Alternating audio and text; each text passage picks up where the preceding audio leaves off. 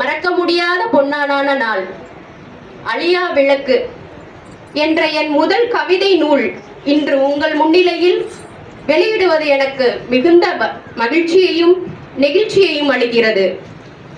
ஒரு நூல் உருவாவது ஒரு நாளில் நிகழ்வதல்ல.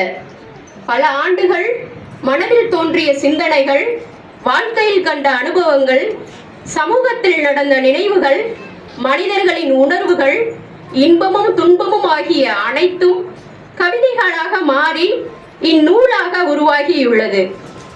அழியா விளக்கு என்ற தலைப்பை நான் தேர்ந்தெடுத்ததற்கு காரணம், நம்மளுடைய குமிழ்முனை பதிப்பகத்தின் தலைவர் முதல்வர் சைமன் ஐயா அவர்களுக்கு நான் மிகவும் மகிழ்ச்சி நன்றியை தெரிவித்துக் கொள்கிறேன். ஏன் சொல்லணும் அப்படின்னா, ஆக்சுவலி நான் வந்துட்டு அசிஸ்டன்ட் ப்ரொஃபஸராக ஒர்க் பண்ணிக்கிட்டு இருக்கேன் விவேகானந்தா உமன்ஸ் காலேஜில்.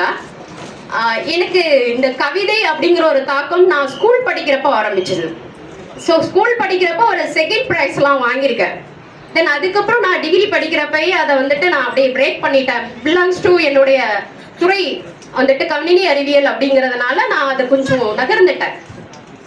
இப்போ கொஞ்சம் நாட்களுக்கு முன்னாடி நம்மளுடைய மறைந்த தேசிய விருது வாங்கின கவிஞர், பாடலாசிரியர், வசனகர்த்தா, உதவி இயக்குனர், நம்மளுக்கு எல்லாம் திரைப்படத்துறையில் பேர் போன்று ஒரு திகழ்ந்த ஒருத்தர் நான் முத்துக்குமார் ஐயா அவர்களுடைய பிறந்த நாளை முன்னிட்டு ஒரு நூல் வெளியிடுவதா அவருடைய நூலில் பார்த்தேன்.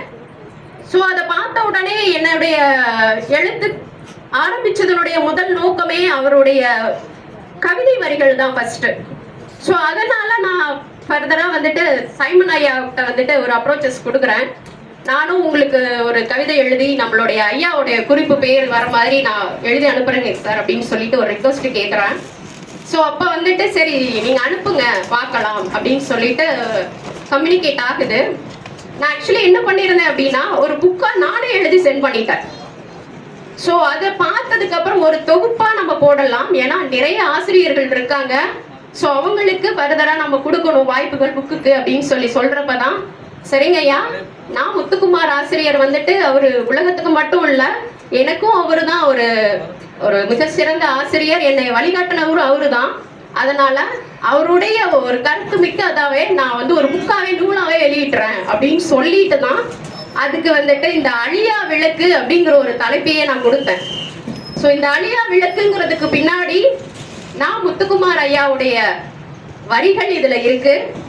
அவருடைய வரிகளுடைய சேர்த்து என்னுடைய கவிதைகளையும் தொகுப்பையும் நான் கொடுத்துருக்கேன்.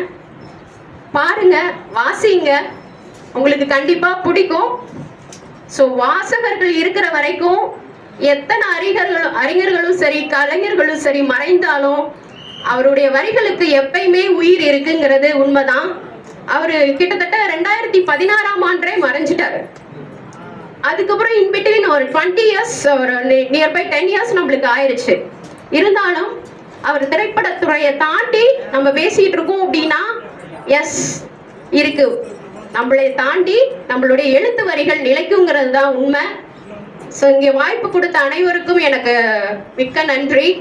நான் குமிழ்முனை பதிப்பகம் ஆசிரியர் ஐயாவுக்கு தான் நான் வெரி பிக் தேங்க்ஸ் சொல்லிக்கிறேன். ஸோ இதுக்கப்புறம் எந்த மேடையில் நான் போனேன் அப்படின்னாலும், so this is the base one.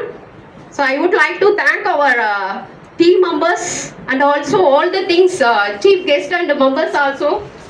Then நம்மளுக்கு இந்த நிகழ்ச்சியை நடத்தி கொடுத்துட்டு இருக்காங்க இல்லையா, ஆக்சுவலி இவங்க எல்லாமே என்னை விட வயதில் சின்ன பொண்ணுங்க தான்.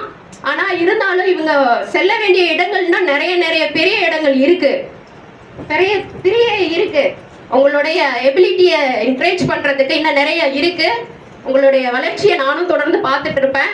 வாய்ப்பு கொடுத்தமைக்கு ரொம்ப நன்றி. Thank you once again.